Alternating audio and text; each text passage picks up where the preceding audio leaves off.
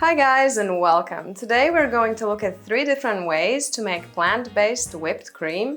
There are so many good uses for whipped cream, but when it comes to making it out of plants, it can be a little challenging, especially if you don't have the right ingredients or the right methods. First, we'll take a look at a recipe that uses aqua faba. It's great for an immediate use in drinks and summer desserts. Then we will make coconut whipped cream, and finally we will make a very classic vanilla whipped cream using a store-bought plant-based heavy cream. When it comes to aqua faba, it can be a little bit hard to whip, and it's also not the most stable whipped cream. When I made vanilla whipped cream for my bubble tea video, I added a little bit of baking powder. Today we'll test this method against another batch where I'll be adding cream of tartar instead of baking powder. First, we're going to strain our chickpeas to obtain the aqua faba. And now that I have 2 bowls of chickpea water, aka aqua faba, I'm going to add cream of tartar to one of them and baking powder to the other one so we can compare and see the difference. When you see that the aqua faba is starting to foam up and it becomes thicker, it's time to add the powdered sugar. I'll also be adding a little bit of vanilla to all 3 whipped creams that we make today, because I feel like if I'm adding it to one, I kind of have to add it to all 3 so we can judge them equally. You can see how the texture has fully changed. It's now glossy, thick, and it holds really well. As I mentioned before, this is not the type of whipped cream that you want to put on your cakes, but it will go absolutely amazing with nice summer drinks or some fruity desserts where you just want something creamy and fluffy to accompany the tartness of the fruit. This here is one of the reasons why I love summer so much, because simple fruity desserts are so accessible and so easy to make. And now that we've seen how the cream of tartar acts, let's try the baking powder. I'm basically going to follow the same exact steps that I did with the first batch. The only difference is, instead of cream of tartar, I'm going to be adding baking powder. So first, I'm going to mix the aqua faba with baking powder.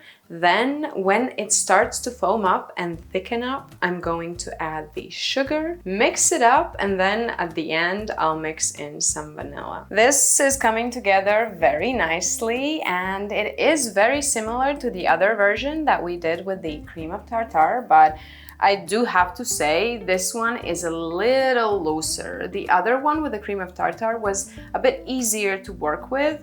The question is, how is it going to hold? Now I'm going to store both of our aqua faba whipped creams in the fridge, and I'll check on them every hour to see which one performs better. But before we put them away, I just want to show you the texture up close, because there is a difference between the cream of tartar and the baking powder. The version with the cream of tartar is holding up way better than the version with the baking powder. It's been an hour. I took out the aqua faba from the fridge, and the difference between the two is huge. You can see this one kind of has kept its peaks. It's very glossy and pretty. There's nothing pulling on the bottom, and it's not immediately sliding out when I turn it. I can't say the same about this one. This is the one with the baking powder, and you can already see aqua faba pulling on the bottom. The top is very bubbly, and I'm at 28 degrees Celsius in here, so it is hot, but it is still working out really nicely. Next up, we have the coconut cream. Now, not all coconut creams are created equal. If you look up some older recipes online, many of them will tell you to refrigerate the coconut cream in the fridge overnight, and then in the morning you can just scoop off the creamy part and leave the milk behind, and that way you're just using the cream in your coconut whipped cream recipe. But I've found that lately, coconut cream just doesn't do that anymore. It doesn't split in the fridge. sandwich. And I think it's because many of them have stabilizers and thickeners added to them. For example, out of all these, just this one has only coconut and water in it. All the other ones have some stabilizer and or thickener added to it. So what we're going to do today is I'm going to try this one and then take one that does have stabilizer and thickener in it so we can compare how they perform. And then if those two don't work, then I'm going to come back to these and try another one. It's not going to work. So I've been trying to mix this for a while and it's pretty clear that it's not going to work. So I'm gonna keep it for my Thai green curry tonight and just try the other one that has a stabilizer and a thickener in it. I'll be honest with you, it's a little bit frustrating. It looks like this one's not going to work out either. So the third coconut cream didn't work out either. You guys, it's the next day. I tried 3 coconut creams yesterday and none of them worked. So what I did today is I went to my partner's restaurant and I just asked him what type of coconut cream he works with, what brand he uses, and I'm just gonna try that one today, and I'm pretty sure it's gonna work because it does work for him. And this is something I wanted to talk to you about. This recipe might seem very simple, but you do have to test your local ingredients before you can bet your dinner plans on this coconut whipped cream. You have to look for coconut cream that has a higher fat content. That would be at least 20%. Anything below 20% probably won't work. You need 20% fat, 25 is great, 30 even better.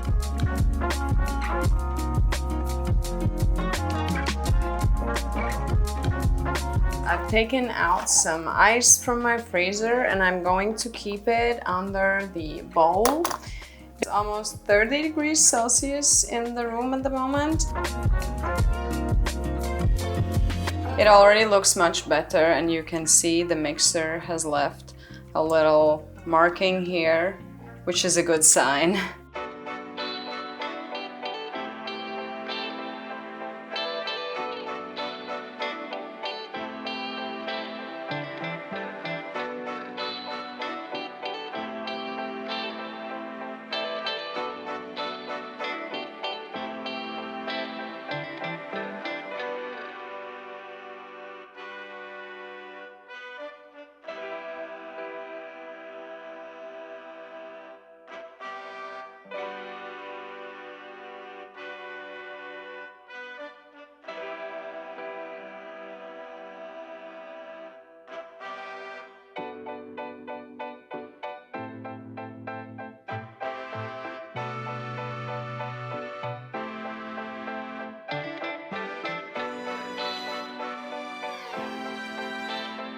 Last but not least, we have a whipped cream recipe that uses plant-based heavy cream. So when it comes to choosing the perfect plant-based heavy cream for making whipped cream, you have to remember that it has to be a heavy cream, which, same as with the coconut cream, it implies a certain amount of fat that you need to have in the cream for it to whip beautifully.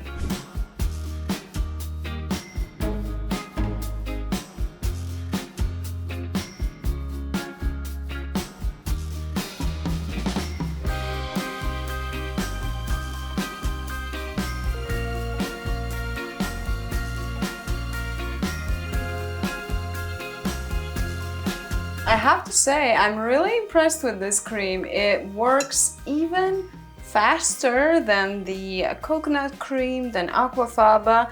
I haven't even added sugar and it's already a nice consistency.